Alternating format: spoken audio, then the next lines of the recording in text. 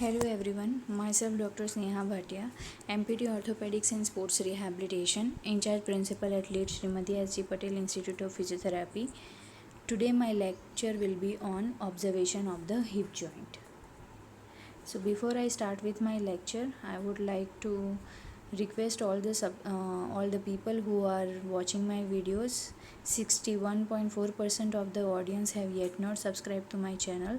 So please subscribe my channel and press the bell icon to get the notification for the next video.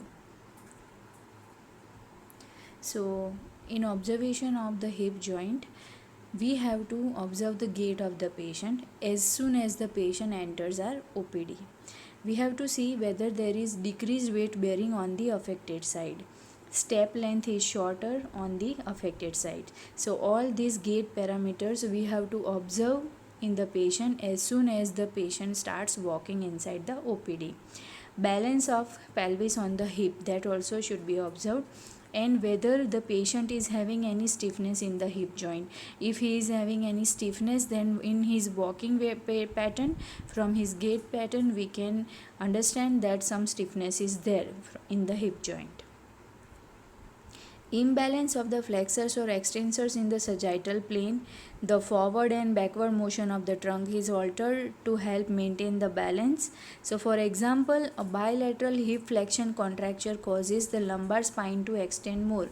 So if the patient is having contracture of the hip flexors, then he will have extended back. Weak extensors cause the patient to move the trunk backward to maintain the balance and avoid falling as a result of the unopposed action of the flexors. So if he is having contracture of the hip flexors muscle, we have to also see for the spine whether the spine is in neutral position or the patient's spine is in extended position or the spine is forward flexed. Lateral rotators are significantly stronger than the medial rotators, as is normally the case. Excessive toe out can result. So when the patient is in standing position, we have to see whether toe in or toe out condition is there or not. Contracture of either of the rotators may lead to a pivoting at the hip joint during gait. And cane, if the patient is walking using the cane, then it should be held in the hand opposite to the affected side, which will decrease around 40% of the load. So observation, the patient should be in the standing position for the observation of the hip joint, suitably undressed for the examiner to do a proper observation. So these are the mainly 8 things, the 8 points which we have to observe in the patient. Number 1 is posture. Number 2 is equal weight bearing, whether the patient is putting equal amount of weight on both the legs or not. Number 3 is balance. We have to see for the balance if the patient is able to stand on one leg or not, both with the eyes open and with the eyes closed. Number 4, equal and symmetrical limbs, whether there is any lengthening or shortening on one side, that we have to see. Number 5, we have to see for any obvious shortening. If shortening is there, then we have to observe that. Number 6, the color and the texture of the skin. And number 7, any scars are present or not. And number 8, willingness to move. Willingness to move means if we ask the patient to do a certain movement, whether he is apprehensive, means because of pain he is trying to restrict the movement, or he is able to move it, that is called as willingness to move. So in the posture, pelvic obliquity caused by for example unequal leg length, muscle contracture or scoliosis, and tightness of the iliopsoas can cause deviation of the spine to the same side. So as we can see in the picture, from posteriorly if we observe the patient, if the scoliosis is there, then it will be observed by the examiner. Limb position and symmetry. So traumatic posterior hip dislocation, the limb is shortened, adducted and medially rotated, and the greater trochanter is prominent. In anterior hip dislocation, the limb is abducted and laterally rotated and may appear cyanotic or swollen owing to pressure in the femoral triangle. Intertrochanteric fractures, the limb is shortened and it is usually laterally rotated. So we have to see for all these signs. Shortening of the leg may be demonstrated by a spinal scoliosis, and shortening may be either structural or it can be functional shortening. So as you can see in the picture A, it is showing the Trendelenburg test.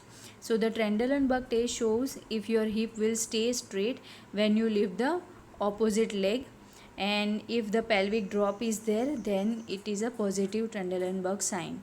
So you can see on the picture in the right side of the slide, Trendelenburg gait, inadequate pelvic stability will be there, and in picture B you can see normal gait and adequate pelvic stability is present.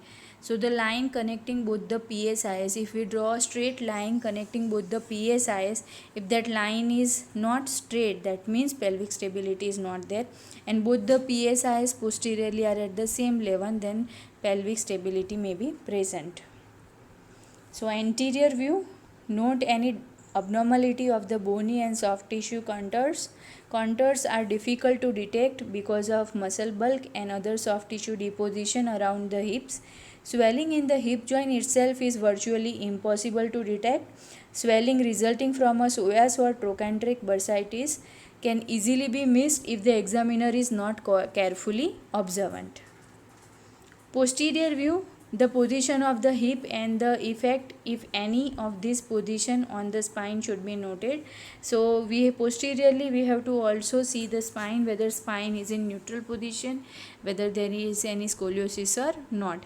For example, a hip flexion contracture may lead to an increased lumbar lordosis. Any differences in bony and soft tissue contours should again be noted. Lateral view, while the patient is viewed from the side, the contour of the buttock should be observed for any abnormality. For example, gluteus maximus atrophy or atonia. Hip flexion deformity is best observed from lateral view. The examiner should take the time to compare the two sides and note any subtle differences. So reference for today's video, I have taken the content from the book Orthopedic Physical Assessment, David Magee. So as the Google Doodle today is saluting all the coronavirus helpers, let us all be thankful and grateful to the people who are still working and making it easier for us to live. It can be the people who are engaged in cleaning activities, the farmers, the news reporters, doctors, nurses, drivers, teachers who are providing online education to their students, grocery store workers, and all of them. Let's pray for their health and safety. So thank you for watching this video. If you have enjoyed watching this video, then please subscribe my channel and share it with your friends. Thank you.